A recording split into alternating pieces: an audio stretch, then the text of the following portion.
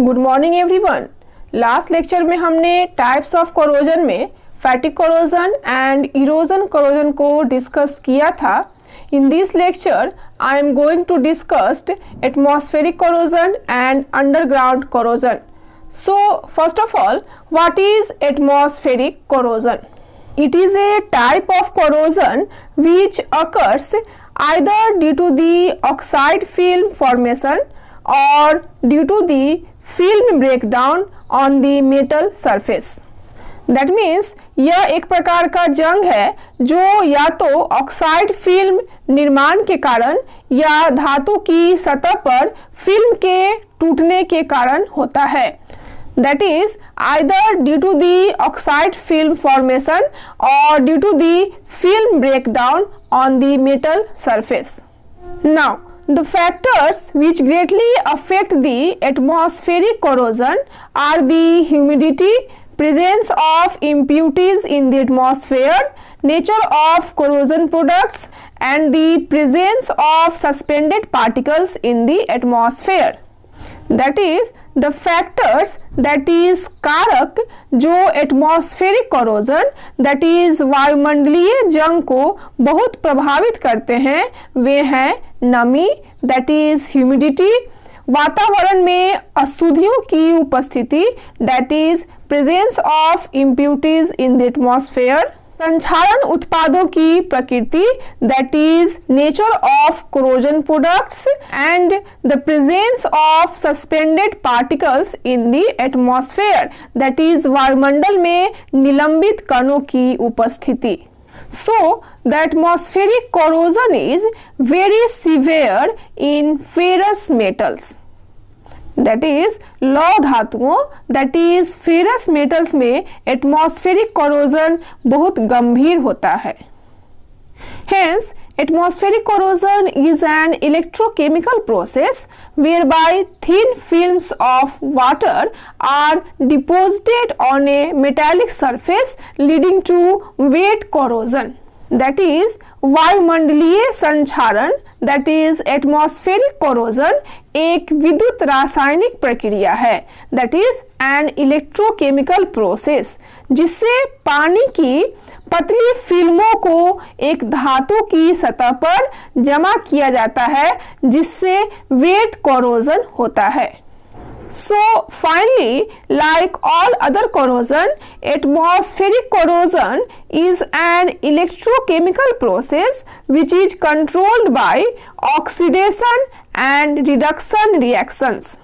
That means finally अन्य सभी जंगों की तरह दैट इज अन्य सभी कोरोजन की तरह वायुमंडलीय जंग दैट इज एटमॉस्फेरिक कोरोजन एक विद्युत रासायनिक प्रक्रिया है दैट इज इलेक्ट्रोकेमिकल प्रोसेस है जो ऑक्सीडेशन और रिडक्शन द्वारा नियंत्रित होता है। सो what is prevention of atmospheric corrosion? वैसे तो एटमॉस्फेरिक कोरोजन को रोकने या कम करने के लिए कई प्रकार के उपाय उपलब्ध हैं that is a wide variety of measures is available for preventing और minimising atmospheric corrosion but these includes barrier coatings such as metallic coating, inorganic coating and organic coating. That is इनमें बैरियर कोटिंग शामिल है जैसे कि metallic coating, inorganic coating and organic coating. And other methods में indoor स्थितियों के लिए that is indoor situations के लिए डीह्यूमिडिफायर्स एंड एब्जॉर्बेंट्स का उपयोग करते हुए अवरोधक और पर्यावरण संशोधन शामिल है दैट इज इन्वायरमेंट मॉडिफिकेशंस शामिल हैं। So finally the use of corrosion resistant material such as stainless steel and weathering steels is often desirable. That is finally जंग प्रतिरोधी सामग्री that is corrosion resistant material जैसे स्टेनलेस स्टील और अपक्षय steel that is weathering steel that is weathering steel का उपयोग अक्सर desirable होता है। एंड आप इन फिगर्स में एटमॉस्फेरिक कोरोजन को देख सकते हो। That is the atmospheric corrosion is very severe in ferrous metals. So इस तरह से हमने एटमॉस्फेरिक कोरोजन को डिस्कस किया।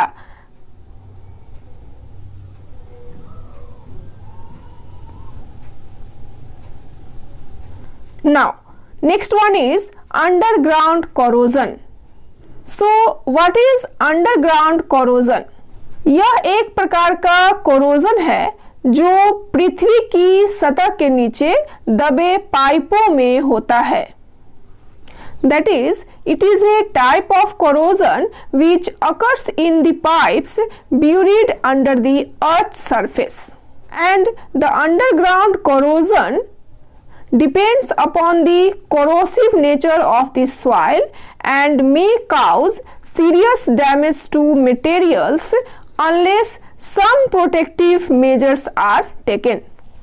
That means underground corrosion, that is भूमिगत जंग, मिट्टी की संक्षारक प्रकृति दैट इज कोरोसिव नेचर पर निर्भर करता है और मटेरियल्स को सीरियस डैमेज दैट इज गंभीर नुकसान पहुंचा सकता है जब तक कि कुछ प्रोटेक्टिव उपाय नहीं किए जाते हैं। For example, soil acidity between pH 4 and 8.5 has little effect on corrosion, but more acidic or more alkaline soils are highly corrosive. That means pH 4 and 8.5 के बीच मिट्टी की अम्लता जंग पर बहुत कम प्रभाव डालती है, लेकिन अधिक अम्लीय या अधिक क्षारीय मिट्टी अत्यधिक संक्षारक हो सकती है। And the corrosive nature of a soil depends upon a number of factors such as acidity, degree of aeration, electrical conductivity, moisture and salt content, presence of bacteria and microorganism and soil texture. That is, मिट्टी की corrosive nature that is संक्षारक प्रकृति कई कारकों पर निर्भर करती हैं, जैसे कि एसिडिटी दैट इज अम्लता, वातन की degree that is degree of aeration, विद्युत चालकता दैट इज इलेक्ट्रिकल कंडक्टिविटी, नमी और नमक content that is moisture and salt content, bacteria और माइक्रो ऑर्गेनिज्म की उपस्थिति that is presence of bacteria and micro organism that is सूक्ष्म जीव की उपस्थिति, और मिट्टी की बनावट that is soil texture. Now the underground corrosion takes place due to the formation of galvanic or concentration cells between different metals, and it also occurs due to the pipelines passing through the different soils on their way across the land. That is, underground corrosion भूमि के पार रास्ते में विभिन्न मिट्टी से गुजरने वाली पाइपलाइनों के कारण भी होता है। सो what is prevention of underground corrosion? वैसे तो ऐसे कई दृष्टिकोण हैं जिनका उपयोग विभिन्न स्थितियों के लिए किया जा सकता है, but the best way to prevent corrosion is simply to avoid installing metal structures below grade. That means corrosion को रोकने का सबसे अच्छा तरीका केवल ग्रेड के नीचे मेटल स्ट्रक्चर्स दैट इज धातु संरचनाओं को स्थापित करने से बचना है, दैट इज इंस्टॉल करने से बचना है। सो सस्पेंशन या यहाँ तक कि धातु के अलावा किसी अन्य सामग्री का उपयोग करना ही सही कंसिडरेशन होगा। That means consider suspension or even using a material other than metal. For example, in suspension, pipelines can be installed overhead or in tunnels. That is, पाइपलाइनों को ओवरहेड या सुरंगों में स्थापित किया जा सकता है. And in material, alternate materials such as concrete or fiberglass can be used in place of metal. That means metal या धातु के स्थान पर कंक्रीट या फाइबर ग्लास जैसी वैकल्पिक सामग्री दैट इज अल्टरनेट मटेरियल का उपयोग किया जा सकता है. And concrete should not be used if the soil has a pH less than 5.5 and if high concentration of sulfate are present.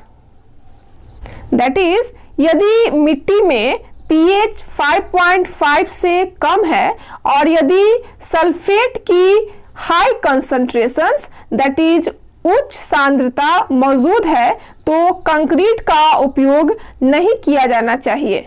And also, if the pipe fittings are metallic, it may be necessary to coat these fittings and use cathodic protection. That means, इसके अलावा यदि pipe fitting धातु युक्त है that is metallic है तो इन fittings को coat करना और कैथोडिक सुरक्षा का उपयोग करना आवश्यक हो सकता है. इन सारे फिगर्स में आप अंडरग्राउंड कोरोजन को देख सकते हो.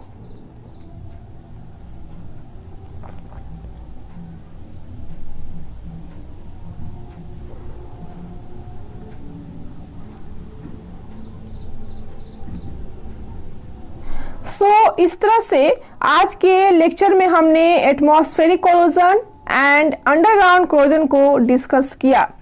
In next lecture, I will again discuss types of corrosion in which we will discuss fretting corrosion and selective corrosion. और यह lecture types of corrosion का last lecture होगा. I hope आपको आज का lecture पसंद आया हो. Thank you so much for watching this lecture. Thank you.